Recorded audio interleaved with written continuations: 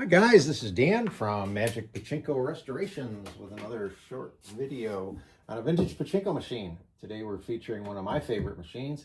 This is a 1974 Nishijin Model B style machine called the Power Flash.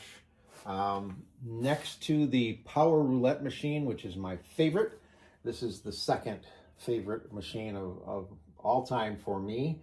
Obviously, with being a magician, I just absolutely fell in love with the card motif of the machine.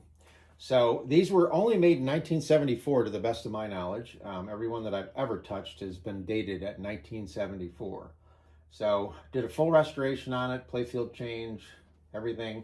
This machine had nice stickers on it.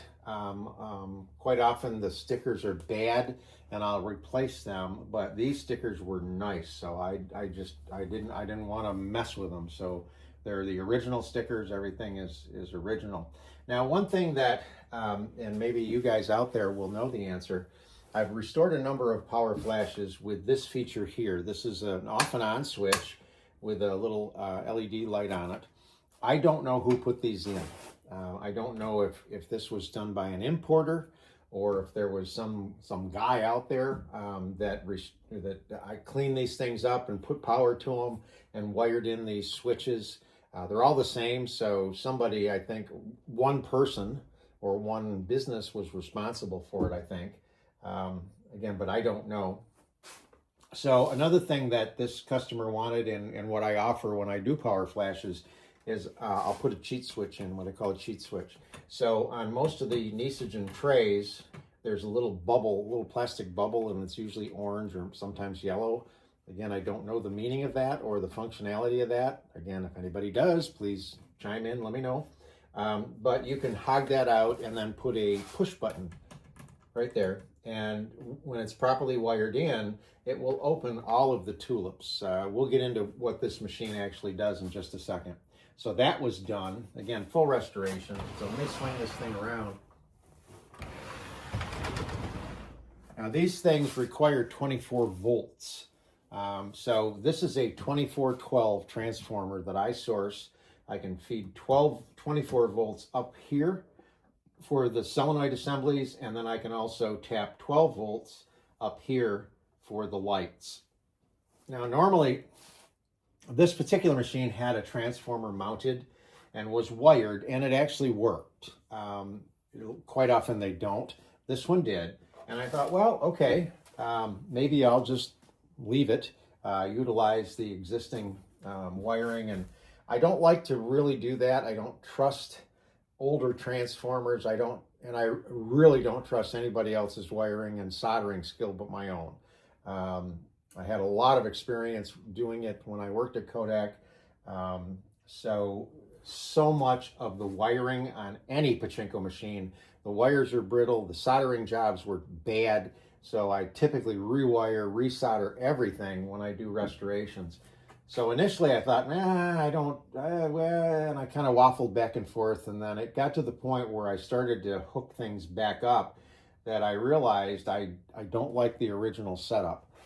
For some reason, whoever did the original setup only had 24 volts. So they bypassed the typical thumb screws up here and wired 24 volts to bulbs directly.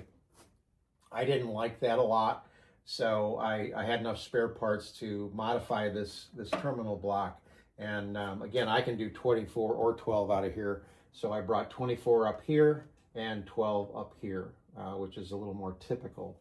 So what happened with this particular machine is there's a relay as part of the solenoids, assemblies, and everything deep inside the machine. And long story short, every time I bumped the relay, a wire would fall off. Again, it's a brittle piece of wire and the solder job is horrible. So initially I was trying to get in there with my soldering iron and resolder and so on and so forth. And the functionality, which we'll get into in just a minute, specifically for the cheat switch, did not work. And I thought, oh boy, what did I do? So I thought I maybe shorted the relay out, something like that. Went out onto the Facebook forums and asked for some help, and kudos to everybody that came back to me. One guy actually sent me a relay. Very nice of him to do that. I ended up ordering some relays. I ordered them and they showed up right before his showed up.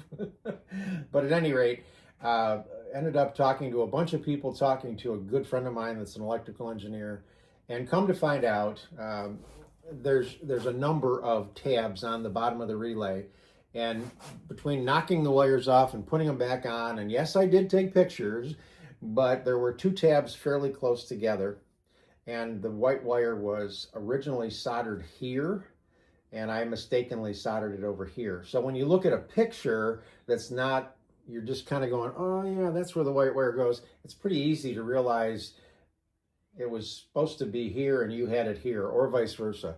So again, long story short, pulling hair out, days of frustration, it's working. With the original equipment, with the cheat switch, yay!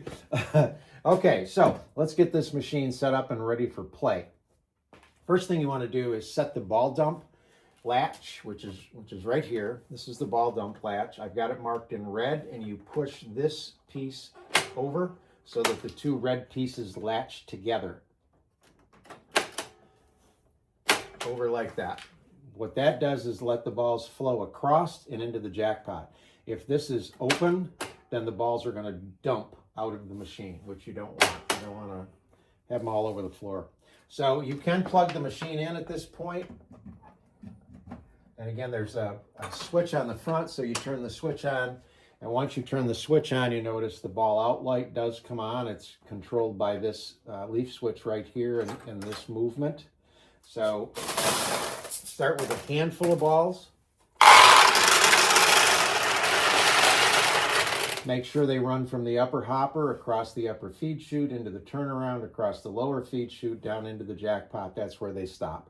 7 on each side. That's the flow. That's what you should see. As you continue to put the balls in, it will fill up the rails in a double row. That's what you want. So you just keep doing this until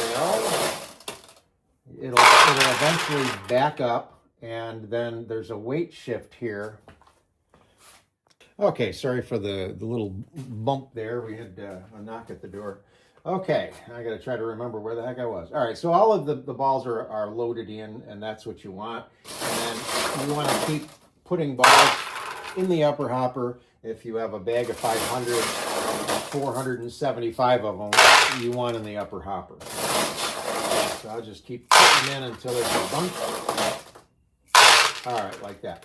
So when the weight is on this, it lifts this up off of the switch so that the ball out light isn't on anymore. And it also then moves this up, moves this bar here up. And what that does on the opposite side, on the front side, is it lifts there's a hole where the ball goes onto the launch ramp, and there's a flag in the way. And then when there's enough balls in here, it lifts that flag out of the way and lets the balls in. So all of that is important. The last thing you want to do is make sure that the seesaw is tipped properly. The seesaw is in this chamber right here. It's that white piece of plastic that sits in there on an angle, and it tips back and forth like a seesaw. Okay, you want the right side up, not down. So because it's got a cover on it, there's a little sign here that says before playing, push up on this. And it's just a push rod. So if that seesaw is down like this, when you hit that push rod, it'll tip it up. So make sure that is set. It's very, very important that is the case. So now you need to have some sort of a catch box that is wide enough to catch balls that will drop out of here and balls that will drop out of here. And you want to make sure that maybe I'll put another tie wrap on there or something. Make sure that this wire's not in the way of this exit chute. Okay, so I'll get this turned around. I'll get the box there so it'll catch the balls, and then you're going to put a handful in, and they're going to feed down into the get ready to go onto the launch ramp. Now, the one thing that I noticed with this particular machine, I have the feet, it had the metal feet on it. I put the wood feet on it. There's also a little ramp there that tips the machine back. You want the balls to roll against the play field rather than the glass. In this case, it's plexiglass, and unfortunately, plexiglass, the old plexiglass is very warpy. And I noticed while I was playing that there was too big a gap between the plexiglass and the nails. So what I did, and if anybody's experiencing this problem at home, you can take pipe cleaners and double them all up and shove them in, and what it does is it pushes the plexiglass back against the head of the nails. Now, my suggestion is for the owner of this machine to take that piece of plexiglass out, go to the hardware store, and have the hardware store cut him a piece of just window glass. It doesn't have to be tempered glass, just window glass. That is a little thicker, it will fit in there better, and you won't have that problem of the balls not dropping down the way they're supposed to, okay? So let's launch some balls first. When you play pachinko, you curl your fingers around the finger rest, you go all the way down, and then you're gonna let go. So it's just all the way down. And let go.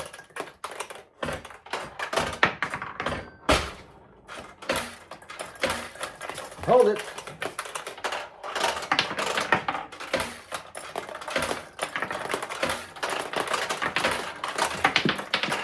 Obviously, they're not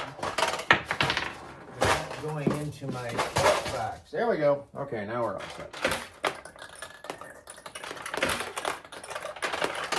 Now these machines, see here? That's what I don't like about the plexiglass.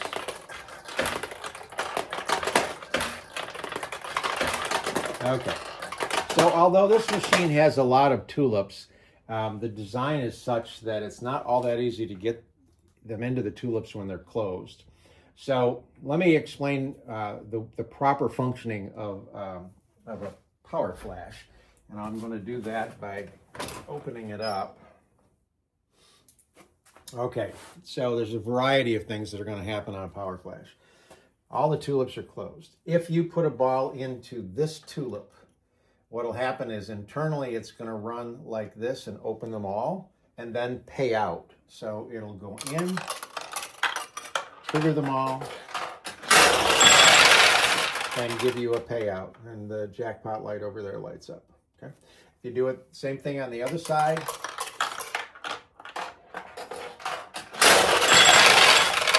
You get a payout. Now, with all of the tulips open, the last place you want to put a ball is in either of the yellow queen tulips, because that will close the tulips on either side. Okay. Now, this is a little different than Chinaman. Chinaman has a different center feature, and it reacts a little bit differently. It opens and closes the tulips together rather than one on each side. All right, so that's the mechanical portion of it, if you will. Now, right down through the center is a little catch right here, a little pay pocket. And if you put it in there, it will open all the tulips, drop straight down through and open the center tulip. Now, that center tulip is not part of the electronic portion. But because it physically went down through the back, it did open that particular tulip. So they're all open now. Again, if you go into either of the queens,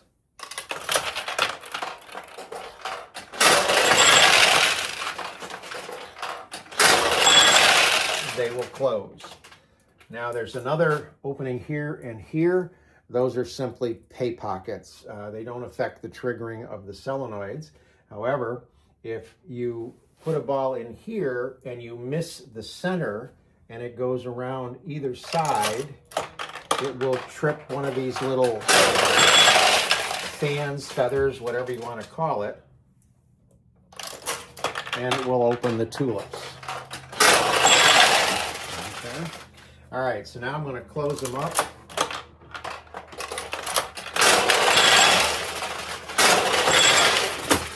Okay. So that's the functioning of the power flash. You see all of the workings of the tulips. Again, when you play now, it's not, it's hard to, well, I got a win there because the tulip was open. But it's not that easy when all of the tulips are closed. So one of the reasons that people like the cheat switch is for this reason. Watch what happens when I push the little green button. It pops all the tulips open, and now you're going to get more wins. Unfortunately, the way the machine is laid out, just about every time your next shot's going to go into a yellow queen. So I try to avoid it. And of course I didn't. Okay. Let's try it again. Let me cheat it open. See if I can get a ball into. Nope. Nope. Every time, right into the corner. Now, if you notice, the red light over here is out. Obviously, we've gotten a lot of wins, so you need to take your winnings, drop them down.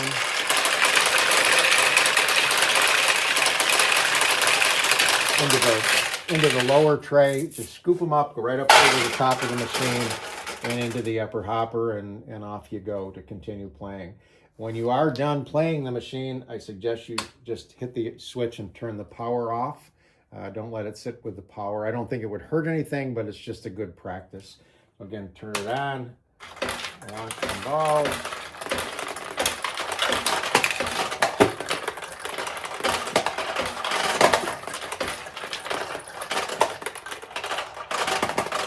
Cheat it.